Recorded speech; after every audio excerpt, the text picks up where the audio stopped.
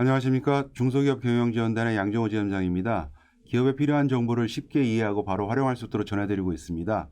오늘 준비한 자료는 임원 퇴직금 규정에 대한 내용입니다. 지난 시간에 임원 보수와 임원 상여금에 대해서 말씀을 드렸었습니다. 임원 보수는 보통 월 단위로 지급이 되고 임원 상여금은 이제 분기나 반기 아니면 1년에 한 번 정도 이게 지급되는 거지 않습니까? 그러면 매달이나 매년 이렇게 반복적으로 수행되는 자금들이지만 임원 퇴직금 같은 경우는 퇴사하실 때 뭐 짧게는 10년, 뭐 길게는 한 20년 후에 받아가시는 퇴직금 규정이기 때문에 이건 미리미리 좀 준비를 좀 해놓으셔야 될 필요가 좀 있으십니다. 지금 그리고 또 세법상으로 보시면 요 퇴직금에 대한 지급 규정이 주기적으로 좀 계속 변화가 좀 일어나고 있고 예전에 좀 많이 수령할 수 있는 방법들이 현재 시점에 와가지고는 좀 많이 좀 줄어들었습니다. 축소됐습니다. 세제 혜택을 좀 많이 주는 부분들에 대해서 감소된 부분들이 있기 때문에 지금 이제 미리미리 이 제도들을 좀 활용을 해서 준비를 해놓으시는 게 좋다고 생각이 듭니다. 그래서 요 임원 퇴직금 규정에 대한 부분들이 있는데요. 적용 범위는 대표이사, 이사, 감사에 대해서 이렇게 진행한다는 부분들은 임원 보수나 상여금에 대해서 비슷한 부분이 있으시고요. 그다음에 이분들은 회사의 경영에 실질적으로 참여하는 임원들에 대해서 지급을 하는 거고, 단 별도의 계약에 의해 근무하는 자는 그 별도의 계약에 의한다. 그래서 우리가 부장이시지만 임원 호칭을 받으시는 분들, 뭐 상무님, 이사님, 호칭은 이렇게 하지만 실질적으로는 이제 사내 부장급으로 활동하시는 분들이 계시잖아요. 이런 분들은 별도의 연봉계약서나 근로계약서가 있으실 건데요. 그거에 의해서 지급이 될 거다. 요 임원 퇴직금 규정에는 해당되지 않을 거다라고 명시를 좀 하고 있고요. 그 다음에 퇴직금이 없는 조건의 연봉 계약을 한 임원도 적용 대상이 아니다라고 여기서 명시를 좀 해드렸고, 등기상의 필요에 의해 등기된 이후 사임한 임원, 등기해서 사임한 임원도 요 대상은 아니다라고 여기서 명시를 좀 해놨습니다. 그 다음에 지금 명칭이 전무이사, 이사, 감사, 부사장이라고 하더라도 근로자에 관한 사항에 대한 실질적 업무 집행권이 없고 인사 노무 관리 등 회사 경영 책임이 없으며 사용자의 종속적 관계에서 임금을 목적으로 근로를 제공하는 경우에는 임원이 아니다라고 이 부분에 명시를 해놨습니다. 그래서 임원 퇴직금 보수 규정을 적용받는 임원과 아닌 부분들을 좀 구분을 좀 해놓으시는 것이 회사 경영에 좀 필요하신 부분입니다.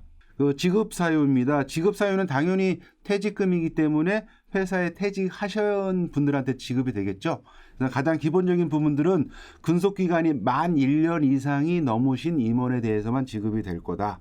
그다음에 자발적으로 퇴직하는 경우에 그 퇴직금 지급 대상이 되신다. 또 법인이 합병, 분할 등 조직 변경 등 사업 양도가 이루어지는 경우에도 퇴직으로 볼 거다. 그다음에 상근 임원에서 비상근 임원이 된 경우에도 실질적 퇴직으로 볼 거다. 그다음에 보수를 연봉제로 전환함에 따라서 향후 퇴직금을 지급하지 않은 조건으로 퇴직금을 받은 경우에도 퇴직금으로 지급을 할 거다. 이렇게 돼 있는 부분들인데요. 보통 우리가 이제 중간 정산이라고 해가지고 내가 재임 기간 중에 이제 퇴직금을 이게 중간 정산 받을 수 있는 조항이 몇 가지가 좀 들어와 있습니다. 요 조항만 넘어가서는 좀 받으실 수 없습니다. 중간 정산은 좀 해당 사항이 없으신데 지금 여기 나와 있는 것만 보면 1년 이상 주택을 소유하지 아니한 세대의 세대주인 임원이 주택을 구입하는 경우에 중간 정산으로 퇴직금을 지급을 해주겠다. 그 다음에 임원이 3개월 이상의 질병 치료 또는 요양을 필요로 하는 경우에도 긴급자금이 좀 필요하시잖아요. 이럴 때 중간정산을 통해서 퇴직금을 활용하실 수 있도록 해주겠다. 그 다음에 천재지변, 그 밖에 준하는 어떤 재해를 입어가지고 비상자금이 필요한 경우에 하겠다. 그래서 요 세 가지 경우에 있는 경우에만 중간정산을 받아서 퇴직금을 활용하시고 그 이후에 다시 퇴직금을 적립해서 갈 수가 있는데요.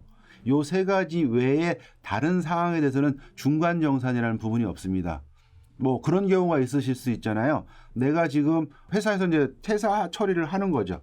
퇴사 처리를 하고 그 퇴직금을 받은 다음에 재입사를 해가지고 다시 임원으로서 근무를 하게 되면 그러면 다시 근무가 시작됐기 때문에 다시 퇴직금을 적립을 해야 되는 거 아니냐 이렇게 볼 수가 있는데 그 기간의 텀이 너무 짧으면 그거를 퇴직으로 인정하지 않는다는 거죠. 그래서 현실적인 퇴직이라는 단어를 쓰고 있는데 그 임원의 근무의 연속성을 좀 보고 있기 때문에 보통 임원의 기간이 3년이지 않습니까? 아니면 우리가 1년 단위로 주주총회를 통해서 임원을 또 선임하고 있지 않습니까? 그러면 최소한 그 기간 동안은 좀 지켜줘야 현실적으로 퇴직을 했다가 재선임을 받았다라고 인정을 받을 수가 있는데 그 기간이 너무 짧아져 버리면 과세관청에서 인정을 안 합니다. 인정을 안 한다는 얘기는 이전에 받았던 중간에 받았던 퇴직금은요. 우리가 소위 말하는 가지급금이라는 걸로 인정을 받아서 나중에 상환해야 되는 자금으로 되고 가지급금 자체가 무서운 거는 그 복리로 또 이자가 붙어서 나가는 자금이지 않습니까? 그렇기 때문에 여러 가지 또 문제가 발생할 수 있기 때문에 중간정산은 요 세 가지 조항만을 좀 지켜서 운용하시기 바랍니다. 그래서 요 계산식이 있습니다. 그래서 요 정관 내에 그 계산식이 명확하게 들어가 있어서 그 계산식에 따라 가지고 받으셔야 됩니다. 그래서 퇴직금은 퇴직금 산출 기준액 퇴직금 산출 기준액이면 이제 보통 우리가 연봉이라고 보시면 되실 거고요. 그 연봉의 10%를 퇴직금 산출 기준액으로 봅니다. 그래서 연봉의 10% 정도라고 보시면 되고 그다음에 지급 기준율이라고 해가지고 연봉의 10% 정도를 책정을 받았는데 이거를 갖다가 몇 프로를 지급할 수 있냐라고 부분들이 있는 거예요. 그래서 과세관청에서는 200%까지는 지급받으셔도 된다라고 지금 인정을 하고 있습니다. 그러면 200% 퇴직금 지급 기준이 연봉의 10% 곱하기 200% 정도까지는 퇴직금으로 받아가도 퇴직소득세만 묻겠다. 이런 뜻입니다. 우리가 소득이 발생하시면 근로소득세하고 퇴직소득세가 발생을 할 건데 이 금액이 크다 보면 근로소득세는 한 40% 정도 세금을 내시는 거죠. 근데 퇴직소득세는 이거의 절반인 한 20% 정도 내실 수가 있으세요. 따라서 퇴직금을 더 많이 받아갈수록 세금적으로 보면 되게 이익이 있으신 거죠. 그러다 보면 당연히 퇴직금의 배율을 높여가지고 그 금액을 더 많이 받아가려고 할 수가 있지 않겠습니까? 그래서 과세관청은 이거를 근본적으로 이제 차단하기 위해서 200%까지만 가능하다라고 일단 세법상으로 넣어놨습니다. 그래서 부분에다가 근속연수, 지금 제가 말씀드린 건 연 단위의 내용이기 때문에 1년마다 한 부분들을 이제 근속연수, 10년을 근속하거나 20년을 근속한 거를 합산을 시키는 요 계산을 하겠다라고 여기 자료에 명시를 좀 해놨고요. 그 다음에 그 기준율을 갖다가 지금 5년 미만은 200%, 10년 미만은 300%, 10년 이상은 400%로 좀 제가 넣어놨습니다. 제가 아까 말씀드릴 때는 과세관청에서는 지금 200%만 인정한다고 했지 않습니까? 그런데 지금 여기에다가는 제가 300%, 400%를 넣어놨습니다. 그러면 100%, 200% 오버되는 것들은 근로소득세를 내셔야 됩니다. 아까 제가 퇴직소득세가 20%라고 했으니까 약입니다. 약 20%라고 했으니까 지금 200%까지는 20% 세금을 내시지만 거기서 초과되는 100%, 200%는 보통 근로소득세 40% 정도 세금을 내셔야 될 거다라고 이렇게 보셔야 됩니다. 그러면 그렇게까지 세금을 내기가 싫다고 하신다면 지금 요 안에 규정상에다가 모든 규정들을 다 200%만 한정하시면 되십니다. 그래서 저는 이렇게 샘플링으로 좀 드린 거고 실무적으로 제가 또 이렇게 제안을 드리기 때문에 이걸 넣어놓은 거기 때문에 이걸 전적으로 뭐 옳은 거다. 이걸 준용해서 쓰셔야 된다. 이렇게 생각하시면 안 됩니다. 이 회사의 상황에 맞춰서 꼭 들어가셔야 됩니다. 그래서 임원의 보수와 임원의 보수에는 이제 급여, 상여금, 퇴직금이라는 것들이 있는데 이런 것들은 상식적이어야 되는 겁니다. 상식적인 부분들이 있기 때문에 항상 내 주변의 업체들과도 비교하실 수도 있고요. 회사 내에 같은 임원들끼리도 비교하실 필요가 있으십니다. 그래서 이런 것들은 전문가의 의견을 좀 참조하셔서 책정을 하시는 게 좀 안전하다. 이렇게 좀 말씀을 드리고 싶고요. 근속연수의 계산은 휴직기간 및 정직기간 등을 모두 포함한 재직기간으로 한다. 라고 되어 있는 부분이 있습니다. 그래서 뭐 어렵게 생각하지 마시고요. 그냥 근속하신 거 다 연수 계산하셔서 곱하시면 됩니다. 그거 참고하시고 그다음에 특별 공로금 및 퇴직 위로금의 지급이라고 좀 별도 사항을 넣습니다. 그래서 보통 임원들이 회사의 성장을 위해서 많은 그 노력과 헌신을 한 부분들에 대해서 퇴직 위로금이라고 표현할 수가 있겠죠. 그래서 퇴직 위로금을 이제 지급을 할 수가 있는데 그런 부분들도 좀 명시가 할 수가 있는데 문제는 그런 것들이 좀 있습니다. 그래서 이런 퇴직 위로금을 퇴직 소득세만 내고 가져가실 수가 있는 거냐? 아니면 일반 상여로 봐가지고 근로소득세를 또 그 정할 수 있는 거냐?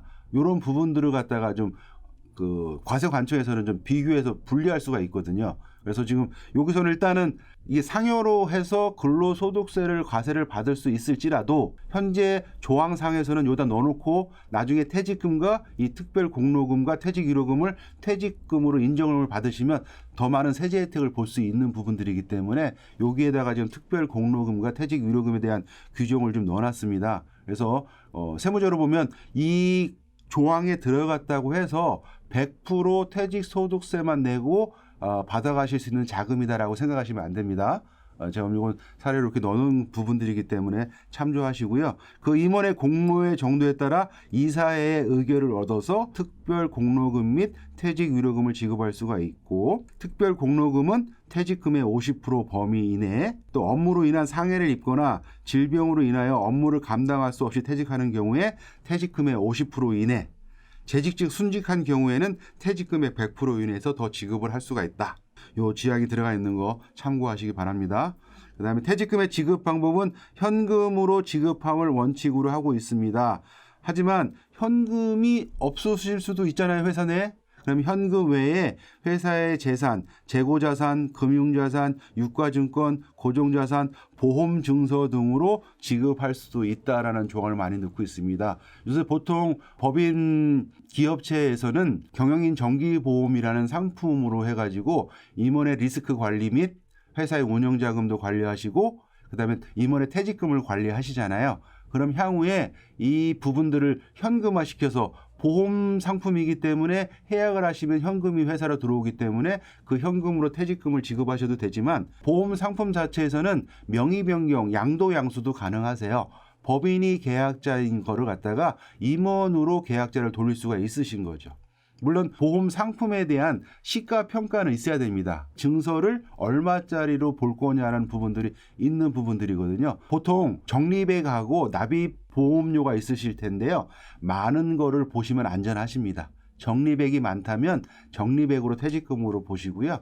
납입보험료가 많다면 납입보험료를 그 퇴직금으로 보시는 게 안전하다. 이렇게 좀 말씀을 드리고 싶습니다. 그 다음에 사망하실 수가 있지 않습니까? 사망자의 퇴직금은 사망으로 인하여 퇴직한 자의 퇴직금은 유족에게 지급한다. 있고, 이 규정의 그 개폐, 효력이 발생되고 닿는 거는 주주총회 결의에 의한다라는 규정이 들어갈 수 있습니다. 그래서 이 시행일은 이제 주주총회에서 임원 그 보수 규정, 상여금 규정, 이제 퇴직금 규정을 갖다가 주주총회에서 이제 결의를 받기 때문에 여기서도 이제 3월 30일부터 시행을 한다 이렇게 넣었습니다. 그다음에 경과교체는 이제 선임된 임원도 이 규정에 적용을 받는다. 이 규정의 시행일 이전의 순속 기간에 대해서도 소급을 적용할 수 있다.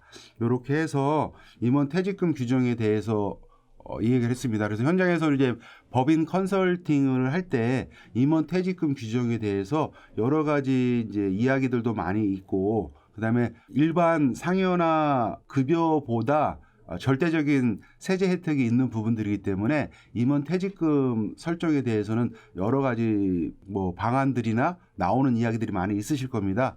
여러분들 저희 중소기업 경영지원단하고 함께 의논하시면 대표님에게 회사에 꼭 필요한 제도로 설정을 해드릴 것을 안내드리겠습니다. 그래서 이번 시간에 임원 퇴직금 규정은 이 정도로 마치고요. 이번에 우리 정관의 첨부설인 마지막 임원 유족 보상금 규정에 대해서 다음 시간에 좀 알아보도록 하겠습니다.